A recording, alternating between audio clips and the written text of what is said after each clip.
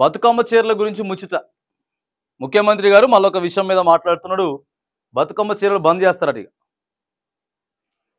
బతుకమ్మ చీరలు బంద్ చేసి ఆ ప్లేస్లో వేరే ఏదైనా గిఫ్ట్ కానీ లేకపోతే పైసలైనా సరే నేరుగా ఇచ్చేటటువంటి ప్రయత్నం చేస్తామని చెప్పి రేవంత్ రెడ్డి చెప్తున్నాడు.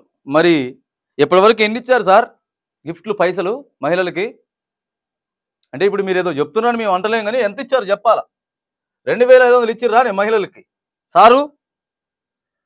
2500 రూపాయలు యాడిచ్చిర్రు. ఇక కళ్యాణ లక్ష్మితో పాటు తులం బంగారం.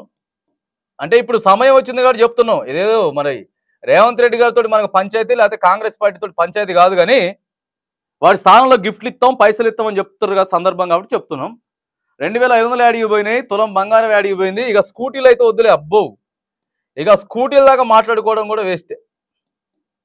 ఈ స్కూటీలు మరి ఇక స్కూటీలు యాడికి పోయినాయి, ఇవన్నీ యాడికి పోయినాయి సార్.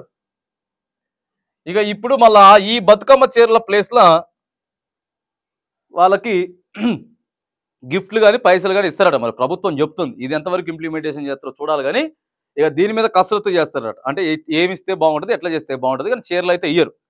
మరి ప్రధానంగా చీరల ఉద్దేశం ఏంటి అని అంటే పేద మధ్యతరగతి వాళ్ళు ఎవరైతే ఉన్నారో వాళ్ళకి అవసరం పడుతుందని చెప్పి గత ప్రభుత్వం ఆలోచన చేయడంతో పాటు మరి ఇక ఎవరెవరైతే చేనేత కార్మికులు ఉన్నారో వాళ్ళందరికీ కూడా ఈ బతుకమ్మ చీరలు చేయడం ద్వారాగా వాళ్ళకి పైసలు ఇస్తే అటు వాళ్ళు ఇటు ఊళ్ళు కొద్దిగా హ్యాపీగా ఫీల్ అవుతారు అనేది సమాచారం. అప్పుడు వాళ్ళు చెప్పిన ముచ్చట్లై సరే వాళ్ళ ముచ్చట్లై మరి ఇప్పుడు సారు కూడా బతుకమ్మ చీరలు అయితే బంద్ చేస్తాం, వాటి స్థానంలో గిఫ్ట్లు అయితే పట్టుకొస్తాం, మరి ఇస్తామని చెప్తున్నా. ఎంతెంత ఎత్తులో చూడాలి. ఇప్పుడు మనకి ఇంకా 2 నెలలే ఉన్నది, పండగ వచ్చేస్తుంది కదా. ఇప్పుడు సెప్టెంబర్ అయిపోతే అక్టోబర్లోనే ఉంటుంది. దసరా పండగ కంటే ముందు వారం 10 రోజుల నుంచి ముందు ఇవ్వాలి. మరి ఏం నిర్ణయం తీసుకుంటారో ముఖ్యమంత్రి సార్ చూడాలి.